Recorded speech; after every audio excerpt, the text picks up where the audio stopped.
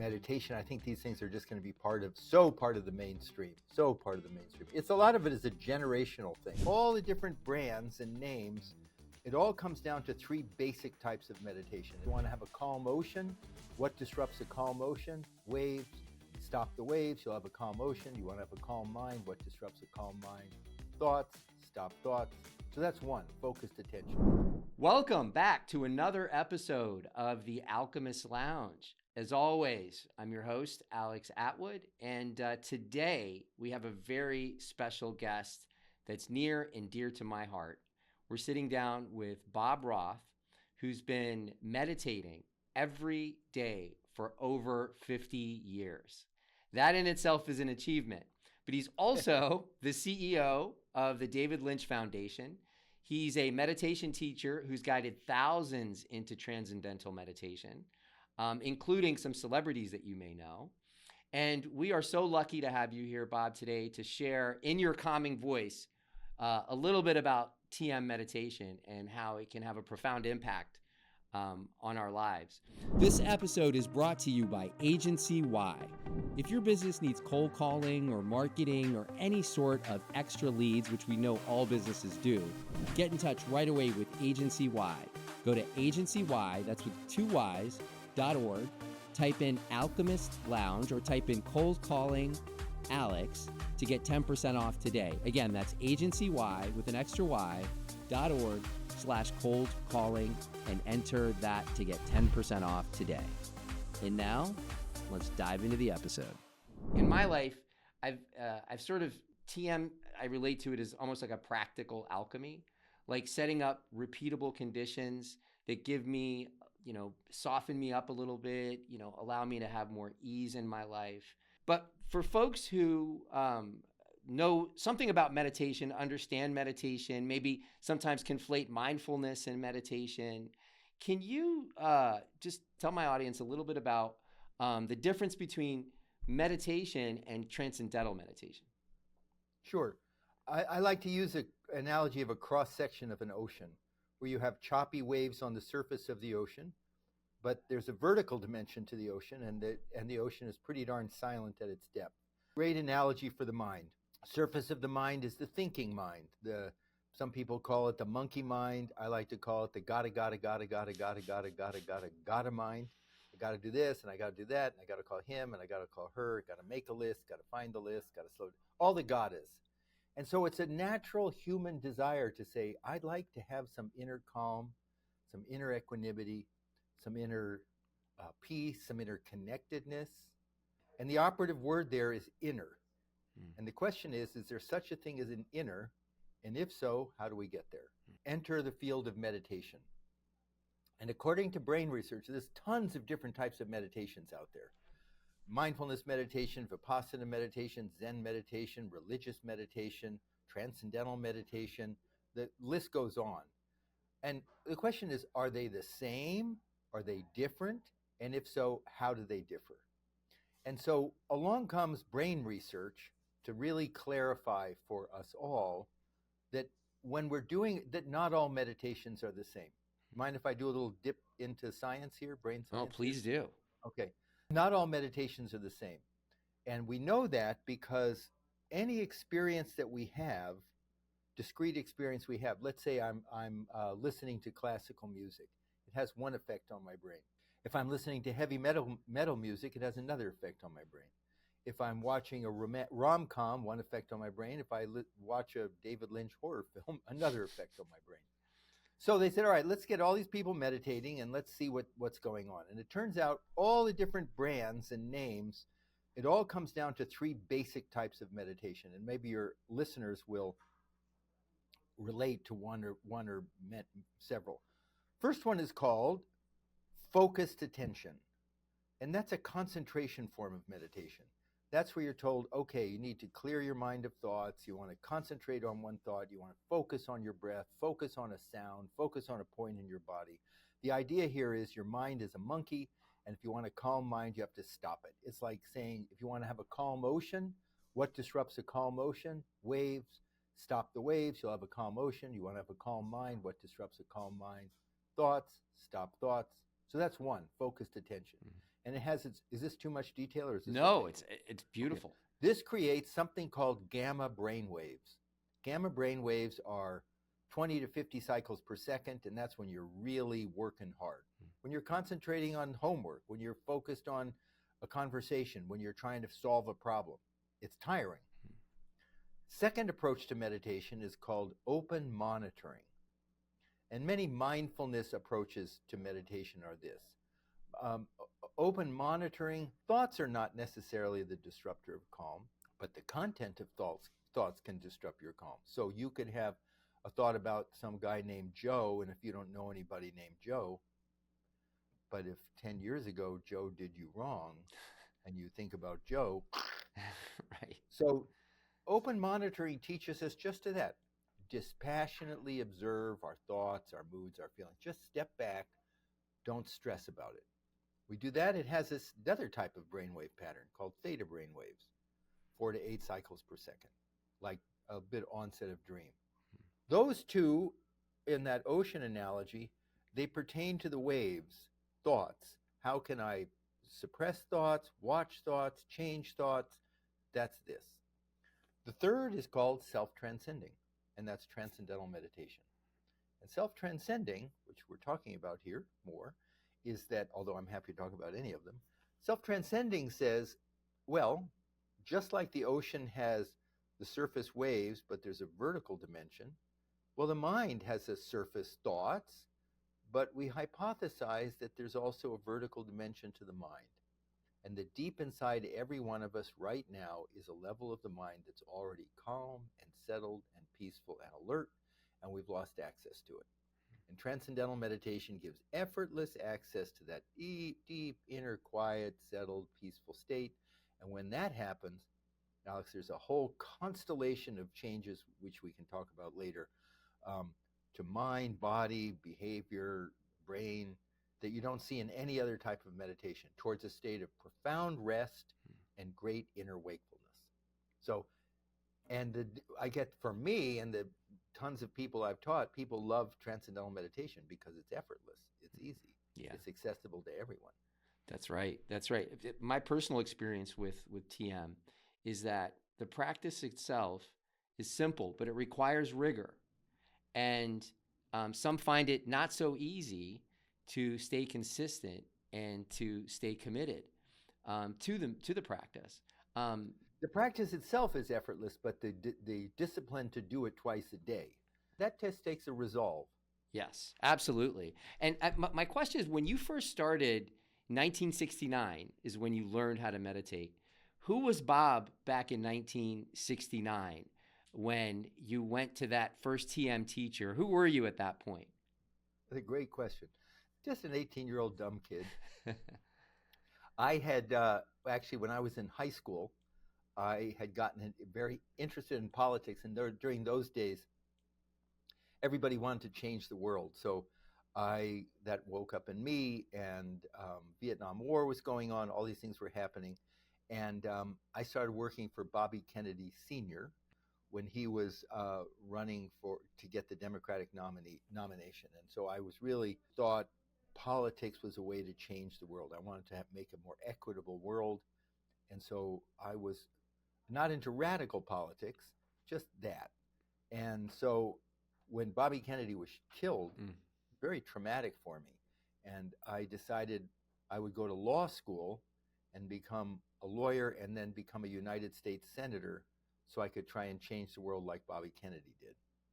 And it took me about a month at college in 1968 to realize politics was not going to heal the soul of the nation. It's important, but it's not my path. Yeah. So my mom was a school teacher, and then I thought, well, maybe I'll teach, I'll write educational curriculum to try and make a better world, train kids from kindergarten up in tools to navigate a stressful, often unequal world, and give them the tools to manage stress. And then I learned transcendental meditation. And I was a real skeptic. I am by nature, Alex, not into sort of new age woo-woo sort of stuff. I mean, it's fine for people, but for me, I love science, I love data, I love big ideas, but I like them to be rooted in something practical. And so I learned Transcendental Meditation, and almost right from the beginning, it was so relaxing and so rejuvenating and helped me with every aspect of my life, my studies, my personal life. I thought, oh, maybe this is a tool I want to teach those kids. And that was June 28th, 1969. And now I have the good fortune to run a foundation, and we brought the meditation for free to 1.5 million under-resourced kids in the U.S. and all over the world, as well as veterans and doctors and nurses in war-torn communities. It's been very satisfying. I have no idea I was going to end up doing this. Happy, but no idea. So I'm curious. So from 1969, when you learned, did you right away after learning it, did you decide that this is something that you wanted to pursue? No, Maharishi Mahesh Yogi was a physicist in India. Studied at Allahabad University, studied with the top physicists. He was really, as a student, really looking to see what's the deeper realities of life. What is it, like Einstein was looking for, what's deeper? There's molecular, and there's atomic, and there's subatomic. He's curious about the inner truths of life. And then he had an opportunity to study with the greatest meditation teacher in India at the time. Brahmananda Saraswati was his name. He studied with him for 13 years, and that's when he learned Transcendental Meditation. And then he came out and started going around the world offering this technique, often in medical schools, universities, businesses, and homeless people, etc.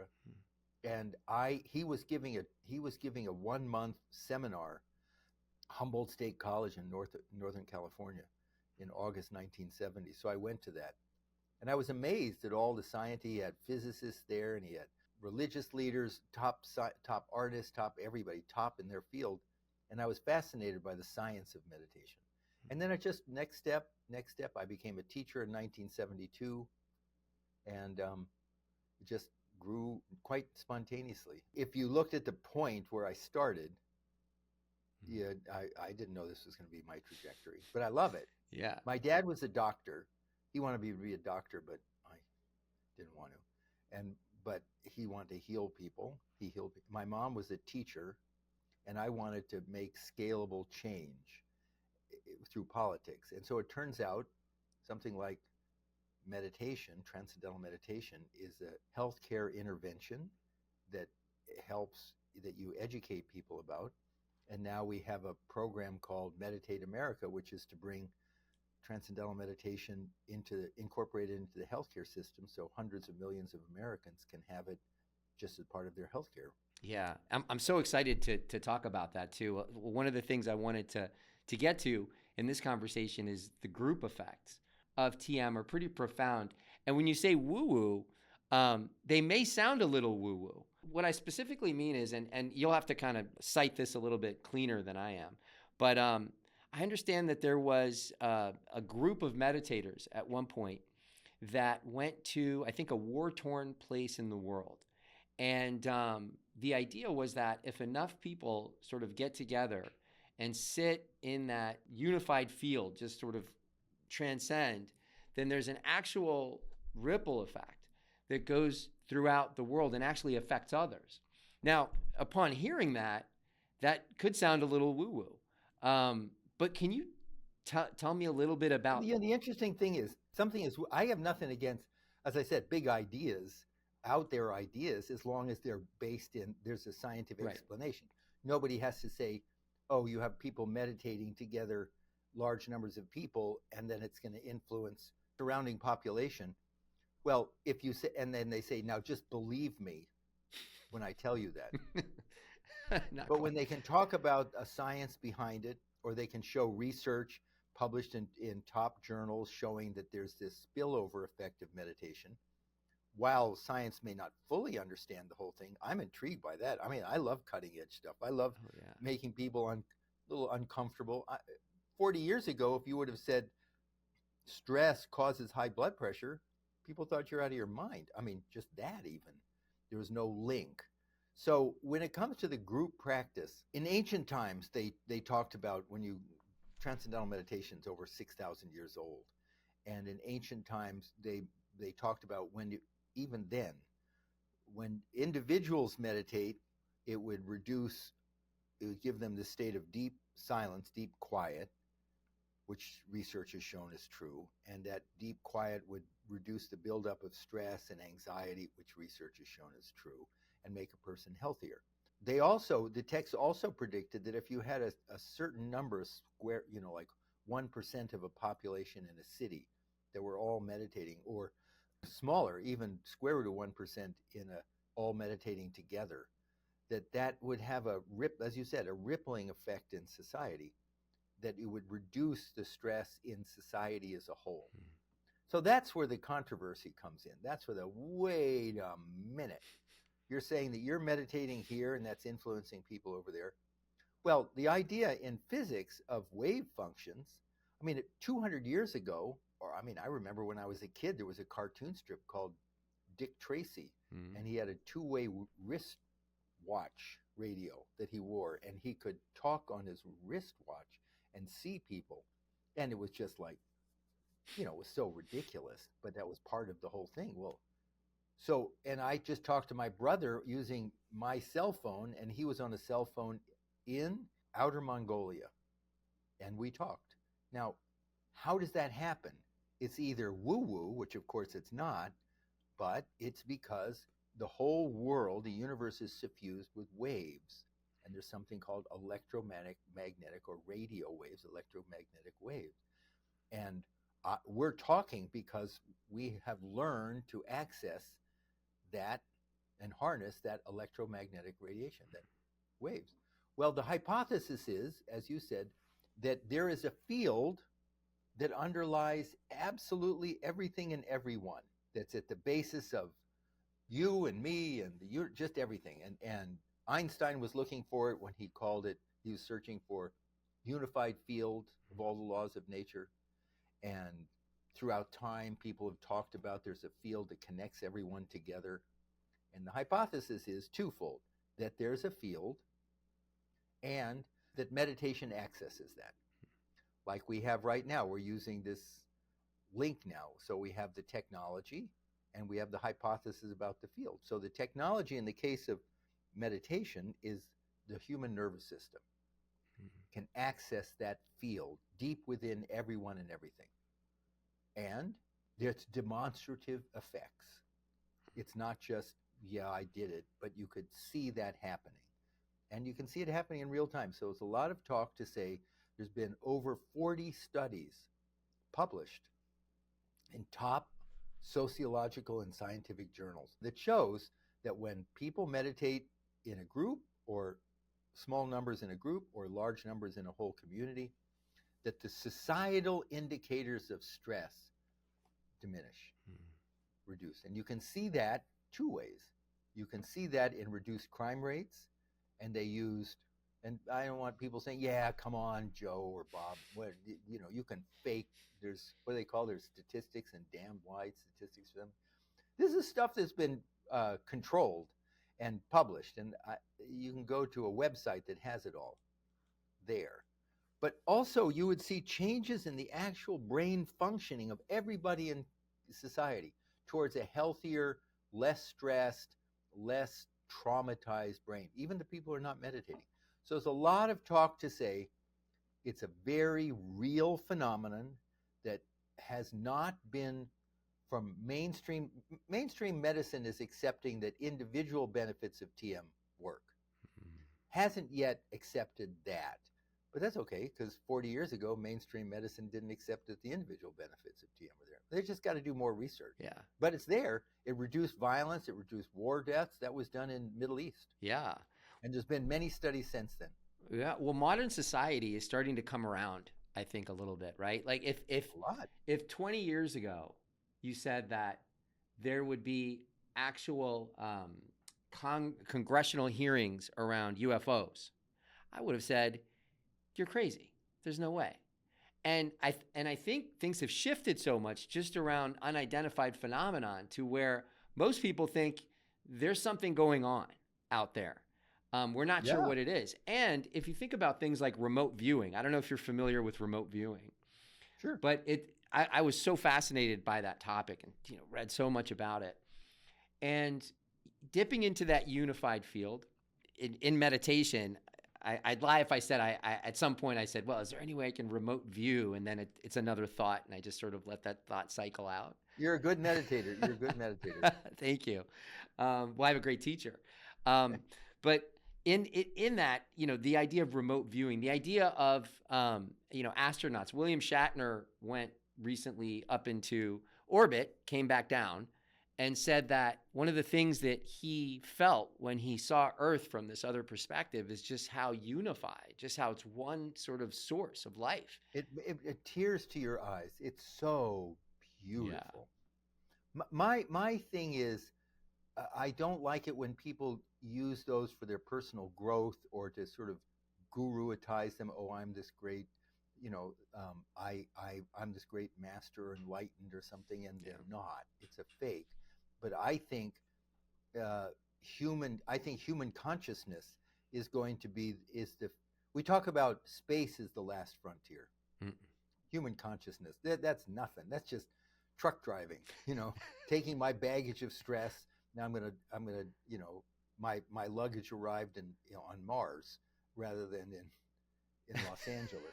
But developing consciousness as a field of all possibilities, huge, huge, huge potential for transformation of life. That's profound. What would you say is the bridge between sort of the physiology and that sense of inner enlightenment, that sense of equanimity? What would you say is the bridge there? In other words, if for someone who finds themselves hearing this and thinking this could be an answer to me, what can they expect in their physiology as they go through the practice? What can they expect outside of the practice? Well, first of all, it's a beautiful question. I want to do a little dip into sort of nerdy science for a second. Let's go.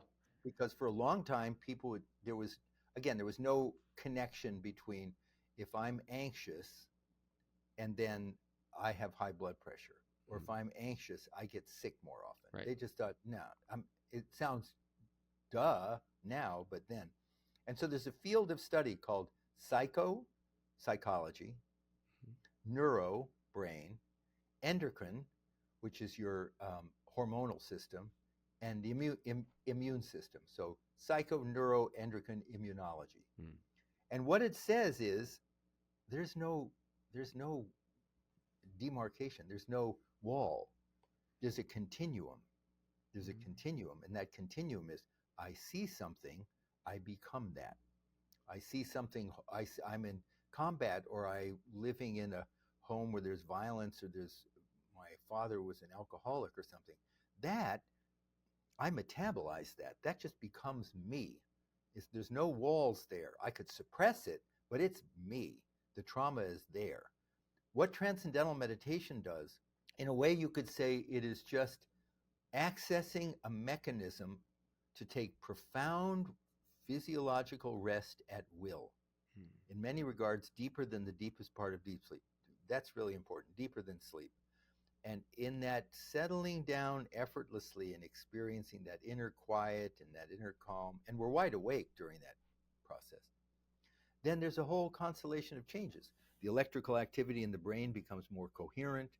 The neural pathways, which were sort of addictive neural pathways or stress response neural pathways, it becomes more coherent, healthier. Then you have, as I said, respiratory system and cardiovascular system. That deep rest brings better health to the system and reduces cortisol level, which is a stress hormone, by 40%. So there's across the board, Alex, huge changes that just take place quite innocently. When you sit to meditate, it's just I'll tell a story. A woman I taught to meditate a couple years ago, she's a divorce lawyer in New York City. Got to be one of the most stressful jobs. Jeez. And she's been meditating regularly, and it's fine. She notices benefits and she does it. So she called me up and she said she had just come from her physical exam at Mayo Clinic. And at the end of the exam, it was 2 days or something, the doctor said, I want to do an EEG reading. So close your eyes and I want to see what's going on in your brain. Just sit quietly. She said, can I do Transcendental Meditation? The doctor said, whatever, whatever, doesn't matter. So she closed her eyes meditated for 20 minutes. There was chaos, people going in and out of the room, all this stuff going on. After 20 minutes, the doctor, neurologist, burst into the room and said, "What were you doing?" And she said, "Transcendental meditation." He said, "In my 40 years, I've never seen a more orderly, peaceful brain in 40 years. Whatever you're doing, keep doing it." Wow. Now, this was not a transcendent meditation. This was not like a big deal from the outside. But when I heard that, it's like, it's amazing what we have with TM.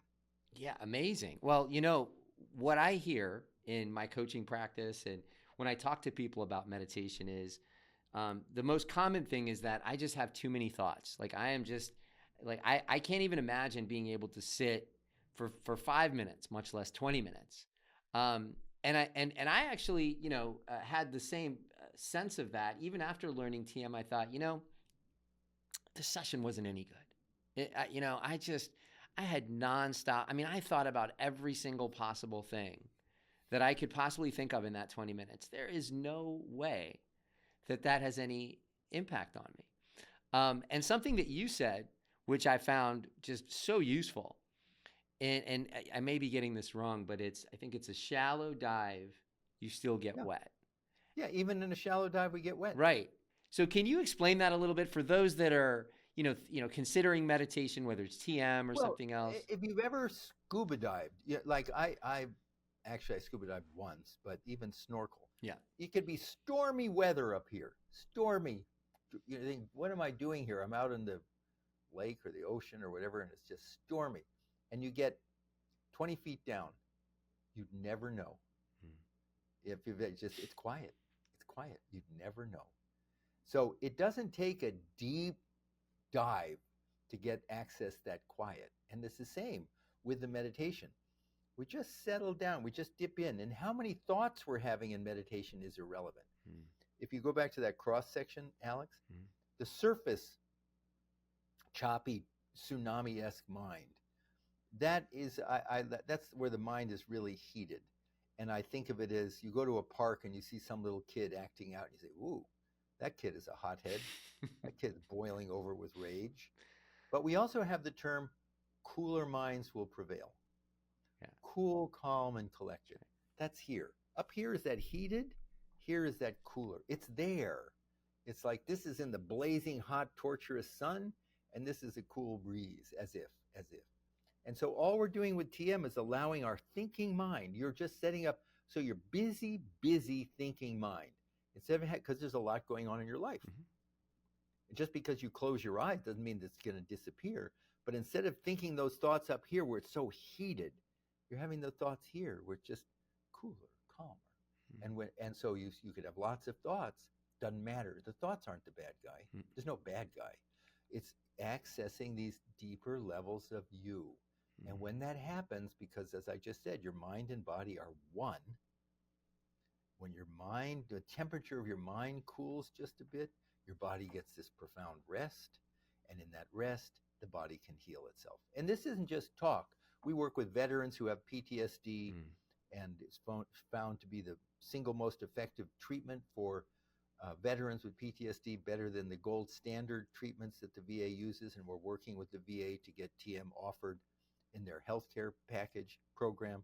We're working in 100 hospitals teaching doctors and nurses in emergency rooms and also in intensive care units to meditate. And now hospitals are starting to pay for everyone to learn to meditate, do TM, because it has such profound effect. We did this during COVID, and it was within 2 weeks, there was a significant reduction in depression and anxiety and burnout, and it lasts.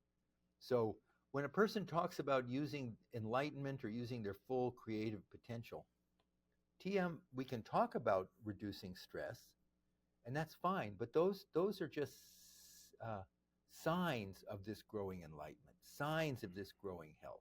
It's not an end in itself. TM is not just a stress management technique. It's a technique to wake up the full creative, unbounded creative potential of the brain and the mind. Along the way, the body can heal itself. You know, I had a very interesting experience in that a group that I worked with for a long time in my regular with my company is DC Central Kitchen. And Love it. yes, so Mike A Curtin. great organization. Yes, absolutely. Changing things person by person, meal by meal, incredible. I had actually linked up years ago in the mid '90s with Bob Egger, who'd started that program, and he wanted to provide insurance for all, which I'd love to still. I'd love to be able to provide insurance for all. That's a whole other conversation why insurance isn't accessible, basic healthcare isn't out there. But we won't discuss that here. But what I found was, I think in the last few years, and I had moved around and I wasn't as involved with the kitchen as much. And about a year and a half ago, maybe 2 years ago, I went to what is a brand new location that they had opened. State of the art, really awesome. They went from being sort of in the basement level of a homeless shelter to this really great location. And as I was walking through there, I went by one of the classrooms and I saw what looked like people meditating. And I said, "What's going on in there?" And the woman said, "Oh, they're practicing TM." I said, "TM? Really?" And so I just had some anecdotal conversations with some of the folks there, like, how are things going and all that. And there was, the sort of the general feedback. And what I felt there was that people were getting along better. The work was getting done in a way that was homework was coming on time. There was more people kind of showing up to class.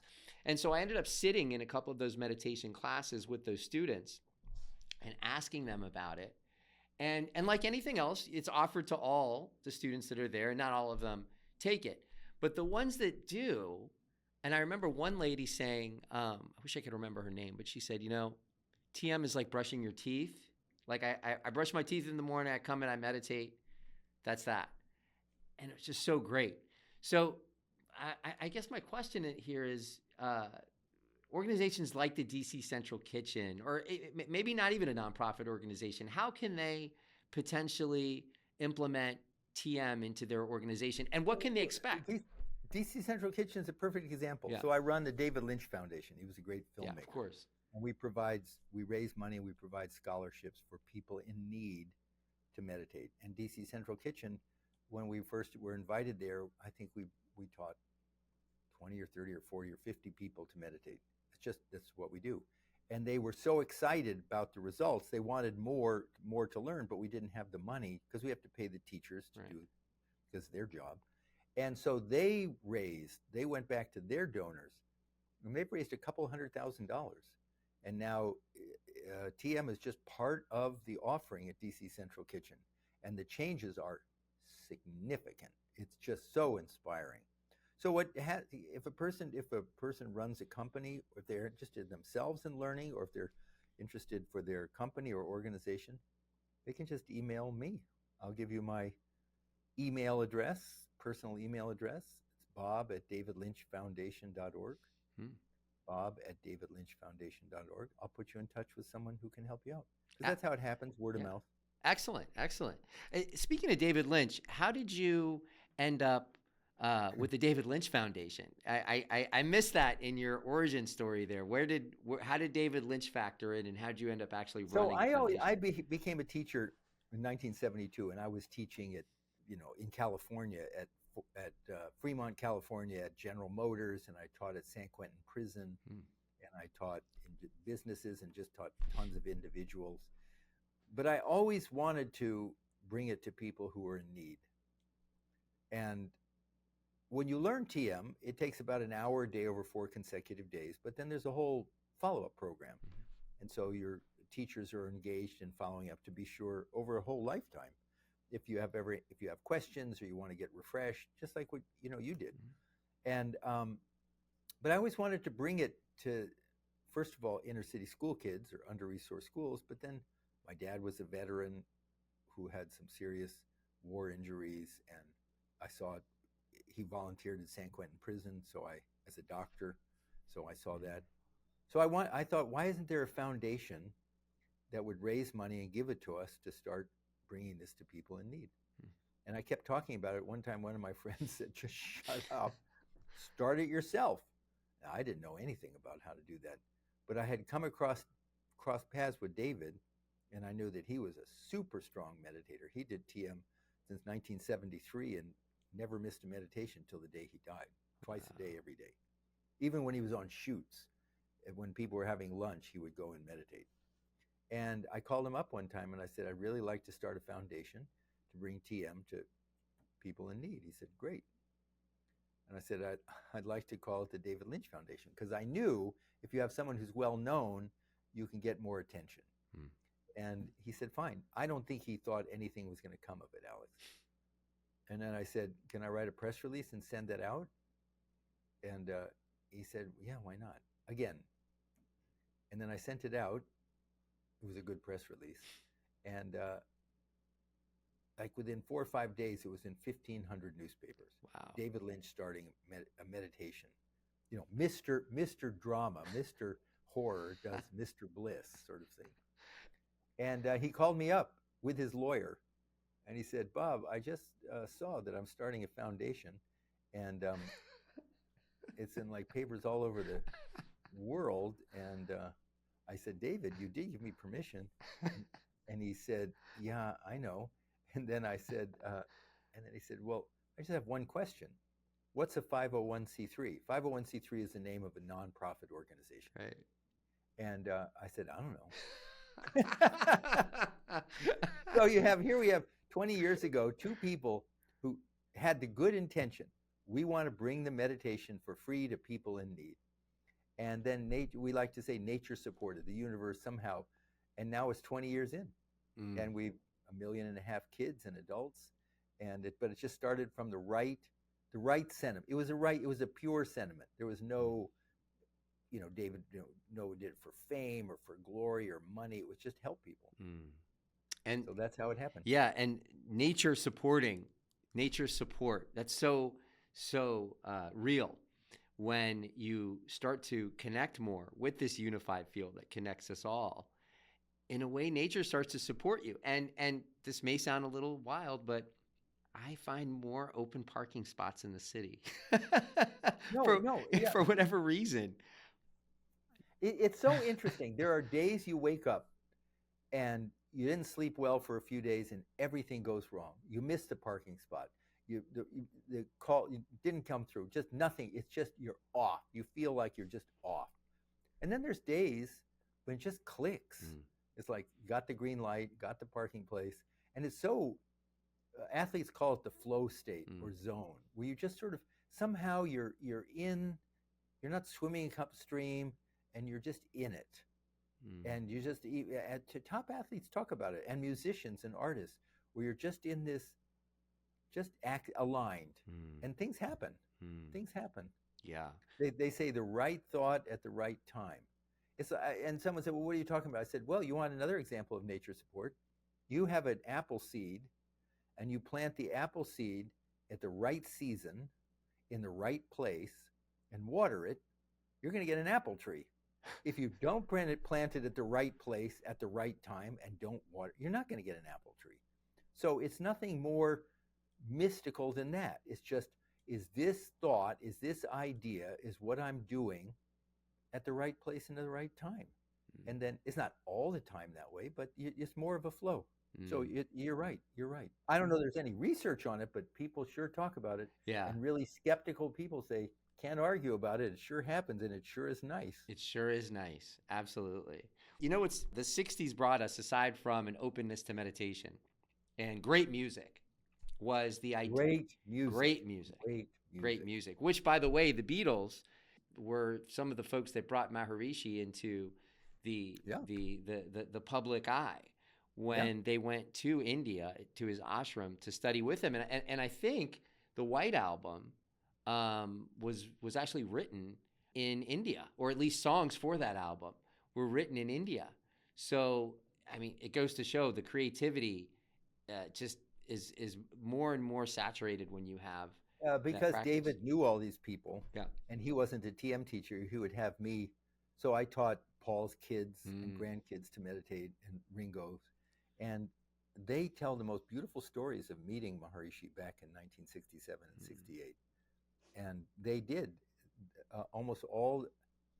more than half of the songs on the White Album were written when they were in India. Wow.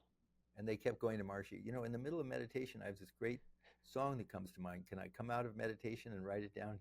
He laughed. He said, just, it'll be there when you're done. Just finish your 20 minutes. And it was there, sometimes even better than had they gotten up in the middle. Oh yeah.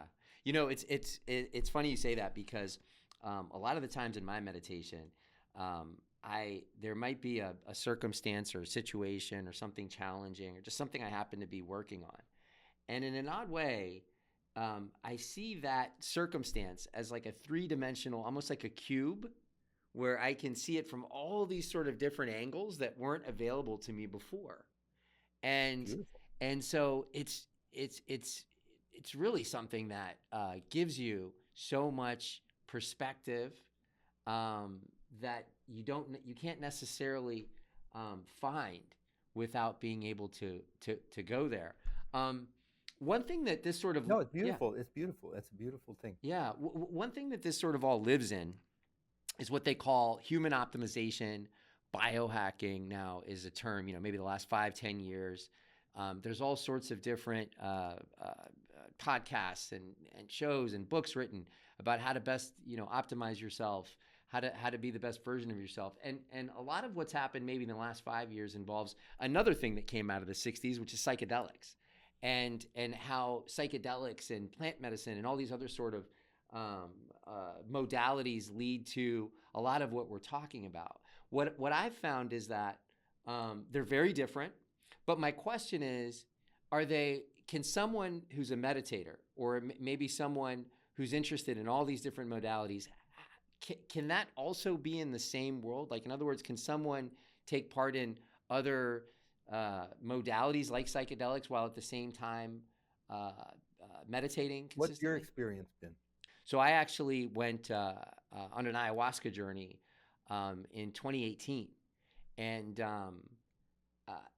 profound experience, ancient experience, and frankly, there's a relatedness to how I feel in meditation, or at least when I come out of meditation, that I also felt in that space where I was in a circle in a ceremony, and I did that, and so yeah, they are related. It's hard for me to articulate exactly how, but I think it's the mystery is there somewhere inside inside that unified field, inside that unification that we all sort of have, that just softens us and just sort of takes the edge off of things for us outside of the experience.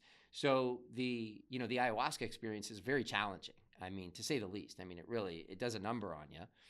But when you come out of it, there's so much that you sort of learn about yourself and about the nature of yourself and of others, and you just feel that connectedness. So I think that's related. But I guess the question is like, can someone who is maybe in that world of psychedelics and biohacking and breath work and all these different things, there's cold water therapy, which is big. There's the Wim Hof method, right? Very sort of extreme ways to go out there and sort of challenge yourself, right? Do you see TM in that same sort of category? Well, the lovely thing about TM is a person does TM and there's no do's and don'ts. Right. You choose what you want to do, and you have the meditation, I think, opens up your own intuition, your own sense of right and wrong, what's for you. And so some people may decide to go in this direction or that direction, or Wim Hof, or the breathing, or the cold baths, or and that's fine. But I always just say, you use your intuition. You do what's right for you. My personal feeling on psychedelics and microdosing is, having grown up in the 60s and seen a lot of people damaged by that. I went into it healthy and looking forward to it, and they did a few and they were really growing, and then it was like they fell off a cliff. And people say to me, yeah, but it's different now because it's smaller amounts, but there's no 5-year, 10-year, 20-year research to show what's actually going on in the brain, like they have on TM. They have people they've been researching for 50 years. What's going on in the brain when you are constantly or regularly or even periodically exposing yourself to the psychedelics? Mm. What's happening to the fine fabrics of your nervous system? Are you damaging it? So my thing there, and I've talked to a lot of doctors about this who have no skin in the game, no dog in the fight, whatever they say. They just say be extremely cautious, extremely cautious. But meditation will get you to that enlightened state in a natural way. I'll conclude by saying and I'm not saying people can have an experience with that, and they often say, I did it, I don't need to do it again, it served its purpose, now I'm moving on. But I worked as a kid at a plant nursery, and there was azaleas, two different types during Christmas season. There were two different types, azaleas, this flowering plant, and they would bring in azaleas in these 5-gallon, they're called 5-gallon cans, and it's a little plant that had a few buds on it, and you have it outdoors, and then people would come and buy it, they put it in their yard. And then they would have greenhouse azaleas where they were force bloomed, and you come in at this beautiful, robust, every bud flowering and just gorgeous. And it lasted for a month or so and never flowered again, or rarely flowered again, barely, because you jam it. You did something sort of. And so I always thought that, when you plant a tree, growth is steady. Growth is steady. You plant a tree, an apple tree or peach tree, this and this and this, and it grows, and it doesn't fall back. And if you handle it well, take care of it well, it stays healthy and it grows. And I think life is that way. I think when you try and do these hacks in relationships and pretend, I think part of the spiritual journey is the fact that it's a steadiness, and it's a persist. Maharishi one time was asked, Maharishi Mahesh Yogi was asked once, what are the keys to success in life when you have a good idea? And he said two things: conviction and persistence. Conviction I always saw as a vertical thing. I believe in doing this podcast. I believe in this relationship. I believe in meditation. I believe in this, whatever it is. It's in my core of myself, I believe in it. But now that belief has to be over time. Persistence. You don't just quit 1 week into a relationship if it's the right thing, if you know it's the right thing, or 1 week into time something goes wrong in your startup. It's that persistence. And I think that's part of this path, is that conviction and persistence. And nothing's going to stop me from this army being all I can be, at a time when nothing in life is pushing for that. It's all so superficial. It's also, for the media sort of thing, I know there's a growing desire welling up, but you know what I'm saying? Oh yeah. What I'm sensing is that people, especially nowadays, want that quick fix. They say, well, you'll go out and you'll be with this shamanic ceremony and you'll be completely healed. That's just not how things work, right? Not how it works. And I'll tell you, going back to my experience, there was something called a dieta that I had to take on before I did that, which is a very strict diet. Nothing, no carbonated foods, no pickled foods, no, you name it, you couldn't have it. And so 1 month of doing that, there was a certain level of discipline, and I found myself much healthier. And I tell people now, they say, well, what was the effects of the long-lasting effects, and what was the most profound thing that happened? And I said, it's the diet, because it is, because I showed myself that, listen, what I put into my body, what I consume, actually has a real lasting impact, and I can discipline myself. I can be consistent so as to cut out those things that I just kind of grab when I'm in the kitchen or what have you, right? So anyway, so what I'm saying is that I absolutely agree with that notion that the persistent practice and consistency is really sort of an underlying foundational element of this practice. And that your brain is the best pharmacy there is. Yep. The brain produces endorphins. That's right. Which is like an opioid, 40 times more powerful than opium. 40 times more powerful. Your brain can produce it, and the right amount when it's needed. That's right. And so Now, again, that isn't to say if you have surgery, you shouldn't take some pain medication. But in general, there is healthy functioning nervous system that you're going to sleep on time and you're eating properly and you're exercising, and you don't have to kill yourself with the exercise, and you're meditating, transcending twice a day. Your body, you're giving your body what it needs, not just to survive, but to, it's a cliche, but to thrive, to grow. So well said. So well said. You mentioned earlier the beginner's mind, and I think maybe a good place for us to end this show is for those beginners out there who are feeling as though they're not sure how to learn this properly and all of that. Where do you send a total beginner who's interested in learning the TM practice? Where do you send them? I would go to, go to davidlynchfoundation.org, and there's a 18-minute video on the home page that I made that explains what is Transcendental Meditation, what it is, what it isn't. You can't learn it. It's only taught by a certified teacher, which is something I like. We have enough remote everything, so it's nice to have a teacher, a human being to teach you. So 18 minutes on davidlynchfoundation.org. And then if you want to learn, you can go to tm.org and find out how to learn in your area. But first, do research. But before you go there, just go to that davidlynchfoundation.org, watch that video. And if you have any questions, you can write me. And this is my personal email, bob@davidlynchfoundation.org. It's a nonprofit organization. I am only into this thing because it can help people. That's excellent. You know, it's funny because I've had people come to me and say, you practice TM.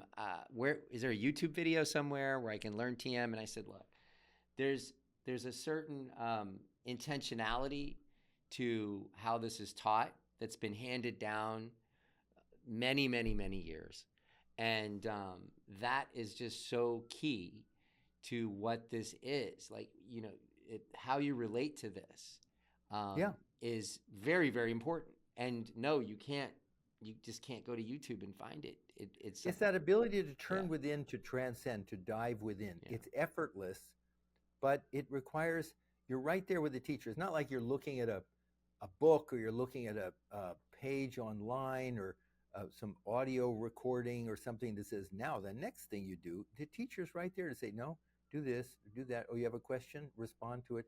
Just that first hour of learning how to turn your attention and dive within to that unified field that you're talking about, to that pure consciousness, or just to make it simple, your innermost self, whatever. But vocabulary doesn't matter. And it all follows from that. Well, if you haven't heard this before, your voice is very calming. And you could easily have another Korean radio and sort of some sort of meditative type thing. But listening to you twice a day, now getting to talk to you, is an honor. I want to thank you so much for sharing all of these very deep insights with our audience here in the Alchemist Lounge. And frankly, you know, alchemy, meditation, it all sort of lives in the same world. That alchemical reaction that we have is all lives in the same world. And again, deep appreciation for you at a time when there's so many different directions you could be going in, and that this is your message. This alchemy is your message. That's right. But you're a blessing. You're great. Oh, and so are you, Bob. Thank you for that gift. You're truly a gift. So thank you for the gift that you're sharing with us all. Thank you very much. And I look forward to listening to you tonight. Okay. All right. See you later. Thanks, Bob. Bye-bye.